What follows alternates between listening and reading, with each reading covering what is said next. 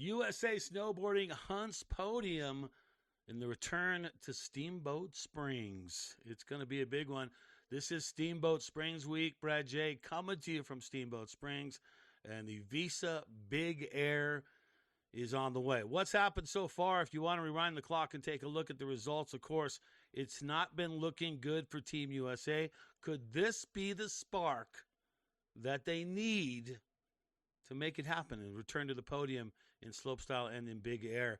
Here's the results on the women's side. Let's take a look at this. This is from Beijing, the last World Cup for big air, and you can see Mia Brooks on top, large and in charge, representing the Union Jack, Great Britain. And I'll tell you what, I mean, look, when you come down to it, you have to look at snowboarding big air as the way the format is of that competition. And in the finals, you have to spin two different directions. And obviously, there's 4 directions to spin on a snowboard. We talk about that: front side, backside, switch backside, or cab, or switch front side, whatever you want to call that. But it's 4 ways to spin a snowboard. So a lot of people favor one way, and that'll get you in the qualifiers. One jump, one good trick, one good spin. Well, not one good spin, numerous spins will get you in. So there's the deal right there. But in the finals, you got to have 2.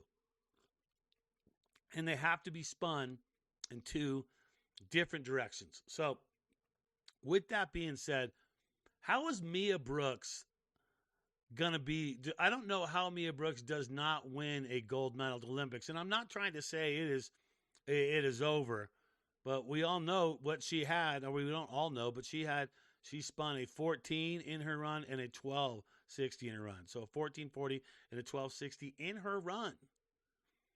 2 opposite rotations in her jump. So you have to have 2 different rotations. She mixed them up. But who is beating that right now? And if that's the norm, you might as well say Mia Brooks has a better than average shot of being an Olympic gold medalist at the end of February. And big air. Slopestyle is a whole different situation. It brings in the rails into it. But we're not talking about slopestyle. We are talking about big air. And Mia Brooks is going to be tough to beat. No doubt about it. Let's go over to the men's side and take a look at that. Su Yiming, could he just be the gold medalist too as well? Could he go back to back? This guy, and look, he's got the 1980s. He can spin the 1980s, and he can spin him in all 4 directions. So no matter what, he can bring a different rotation to what he's doing. And he's got them both ways. He's hard to beat. And he's got one of the hardest ways to spin the switch backside. So I don't that unless you're coming to the table with that, and yeah, guys are doing different stuff nowadays, but Su Yiming has won back-to-back World Cup, and you got to take notice. And what you also got to take notice is you do not see an American in that mix right there. Where is Team USA in that mix?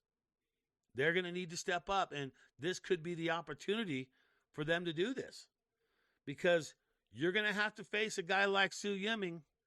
Su Yiming is back-to-back champs in the last 2 World Cups, all in Beijing, so he's coming for you. He's a guy that means business.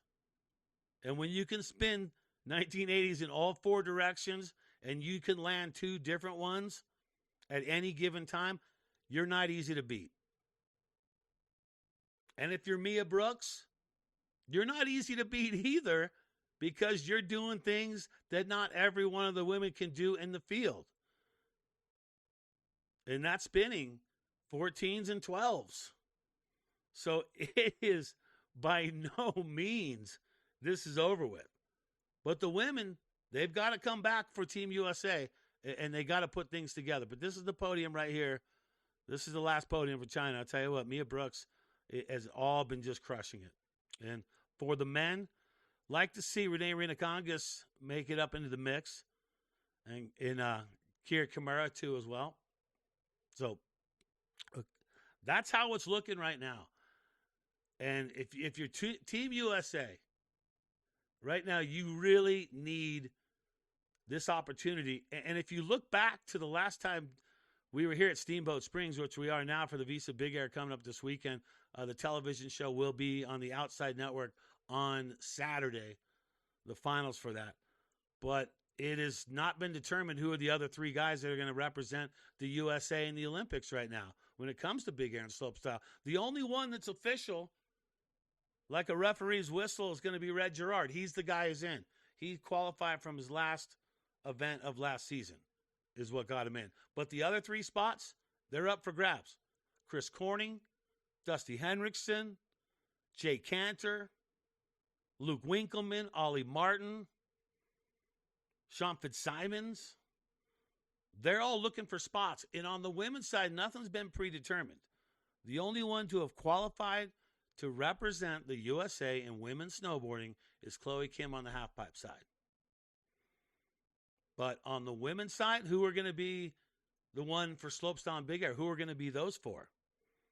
Hannah Norman, Haley Langland, Jamie Anderson on the comeback, Julia Marino, Lily Duranove. And I feel like Lily is the one that's looking like the closest right now because she's got a couple of results. Then Rebecca Flynn as well. So who is going to represent the U.S. when it comes on the women's side? Those are the ones. And those are questions that need to be asked. And if you look at what happened the last time we were here in Steamboat was 2021. And the best that a U.S. member did was 10th. And I think 10th or 11th. And I think that was Red Gerard if you go back and look at it. So there can be no more of that right now.